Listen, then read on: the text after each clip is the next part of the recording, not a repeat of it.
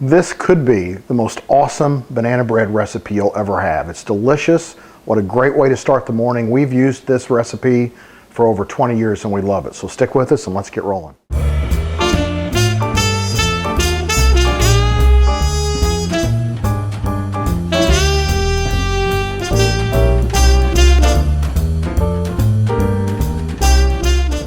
All right, the ingredients are below the video, exact ingredients. I think this is an old Betty Crocker recipe that we've had for years, but you want 2 bowls. In the larger bowl, you're going to start out with your dry ingredients, which is 1 1/2 cup of flour, 1 1/2 teaspoon of baking powder,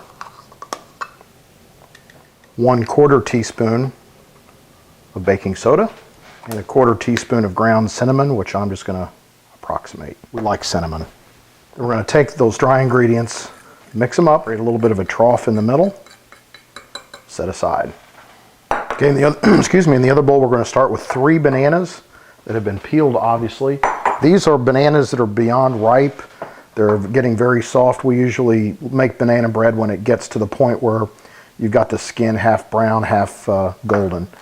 So we're going to mash these up, and you can tell just how soft these are by how easily the fork goes through them, but you want to mash these up into kind of a paste. All right, it's been a couple of minutes. That's what it should look like. It's been a couple of minutes of mashing. Now we're going to add an egg, 1/4 cup of vegetable oil. Next, we're adding the sugar. Now we talked about the dry ingredients. The reason you add this dry ingredient over here is because we're going to mix it and we want the sugar to kind of melt and incorporate. If we did it over here with the dry ingredients and then added what's basically the banana batter to it, it wouldn't come together right. And about 1/8 of a teaspoon of salt, just a touch. And this part is optional. We like the flavor it adds, but roughly a teaspoon of lemon peel. You want to grate it, and you do not want it to get down into the white very far because that's where it starts getting bitter. All right, now we're just going to mix this together.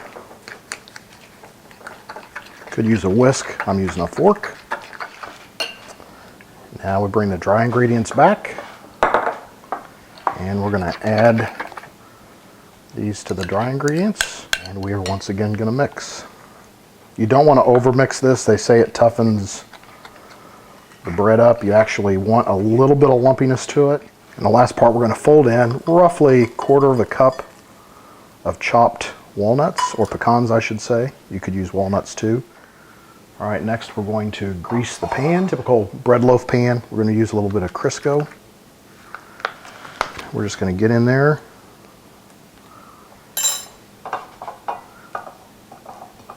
Make sure that the surfaces, and you don't go all the way up the sides, maybe an inch or so. Place the batter in the pan. Just make sure it's evenly distributed. And into a preheat 350-degree oven for 55 minutes. All right, timer's gone off.